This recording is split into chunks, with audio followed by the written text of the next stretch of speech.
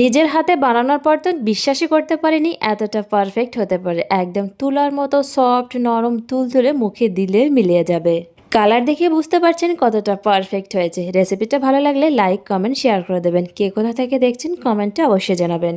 একটা মিক্সিং বলে দিয়ে দিচ্ছি দুধটাকে আগে থেকে জাল করে নিয়েছিলাম আর এই দুধটা হালকা কুসুম গরম আছে। হাফ কাপে 2 কাপ দুধ দিয়েছি, মোট এখানে 1 কাপ দুধ আছে। এবার এর ভিতরে দিয়ে দিচ্ছি 1 টেবিল চামচ ড্রাই ইস্ট। এবারে ইস্টটাকে দুধের সাথে খুব ভালো করে মিশিয়ে নিতে হবে। এটাকে আলাদা করে অ্যাক্টিভ করতে হবে না, যতক্ষণ এটা গলে যাচ্ছে ভালো করে মিশিয়ে নিতে হবে।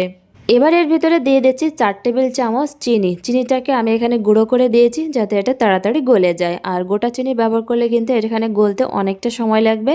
স্বাদ মতো নুন দিয়ে দিয়েছি, এগুলোকে একসাথে ভালো করে মিশিয়ে নিয়েছি। এবার এখানে দিয়ে দিচ্ছি 2 কাপ পরিমাণে ময়দা।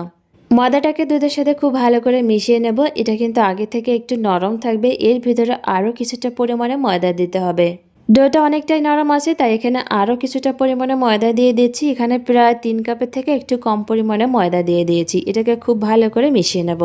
মিষ্টির পরিমাণটা কিন্তু এখানে নিজেদের পছন্দ মতো কম বেশি বাড়িয়ে নিতে পারেন। এটাকে খুব ভালো করে মেখে নিয়েছি। এবার এর ভিতরে দিয়ে দেব 2 চামচ তেল। আমি এখানে তেল ব্যবহার করেছি, তেলের পরিবর্তে চাইলে বাটারও ব্যবহার করতে পারেন। এবার এটাকে খুব ভালো করে মেখে নিতে হবে। ময়দার এই ডোটাকে একটু সময় ধরে মেখে নিতে হবে। এটা যত বেশি ভালো মাখা হবে এই বাঞ্চগুলো তত বেশি পারফেক্ট নরম তুলতুলে তৈরি হবে। প্রথম যখন এই শিরমল নান বানিয়েছিলাম, বানানোর পর তো আমি নিজেই বিশ্বাস করতে পারিনি এতটা সফট নরম তুলতুলে হতে পারে। ময়দার এই ডোটাকে প্রায় আমি 10 থেকে 15 মিনিট ভালো করে মেখে নিয়েছি। এবার এটাকে ঢাকা দিয়ে মাত্র 1 ঘন্টা রেখে দিয়েছিলাম। ময়দার এই ডোটা ফুলে একদম ডবল হয়ে গেছে। এবার এটাকে আবারও কিছু সময় মেখে নেব। যদি এটা বেশি নরম মনে হয় তাহলে হালকা একটু শুকনো ময়দা ছড়িয়ে এটাকে মেখে নিতে পারেন।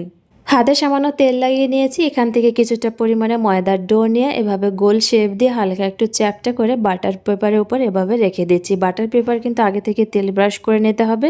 ময়দার ডোটাকে এভাবে চ্যাপটা করে বাটার পেপারের উপরে রেখে এটাকে ঢাকা দিয়ে রেখে দেবো 10 থেকে 15 মিনিটের মতো। তারপর ঢাকনা সরিয়ে এটা চাকু দিয়ে এভাবে ডিজাইন করে নেব। এভাবে আমি চাকু দিয়ে ডিজাইনটা করে নিচ্ছি। এটা দেখতে অনেকটাই সুন্দর লাগবে। যে কোনো ডিজাইন করে নিতে পারেন নিজের পছন্দ মতো। আর এর মাঝখানে আমি দিয়ে দিচ্ছি একটা কিশমিশ। এটা দেখতে একদম একটা ফুলের মতো মনে হচ্ছে, তবে এটা ভেজে নেওয়ার পর দেখতে আরও বেশি সুন্দর লাগবে। তেলটাকে গরম করে এটা দিয়ে দিচ্ছি। এবার এই নানটাকে লো টু মিডিয়াম ফ্লেমে ভেজে নিতে হবে। হাই ফ্লেমে কিন্তু এটা ভেজে নেওয়া যাবে না, উপরে কালার চলে আসবে, ভিতরে একদম ভালোভাবে কুক হবে না। এই শিরমল নানটা যখন ভাজা হয়ে আসবে বাটা পেপারটা ছাড়িয়ে নিতে হবে, তবে কিন্তু এটা একদম সাবধানে করতে হবে। কালার দেখে বুঝতে পারছেন কতটা সুন্দর হয়েছে। এটা চাইলে কিন্তু মাইক্রোওভেনও বেক করে নিতে পারেন। একদম সহজভাবে বেকারিদের মতো ঘরেই তৈরি করে নিলাম শিরমল নান, যেটা তুলার মতো সফট নরম তুলতুলে হবে।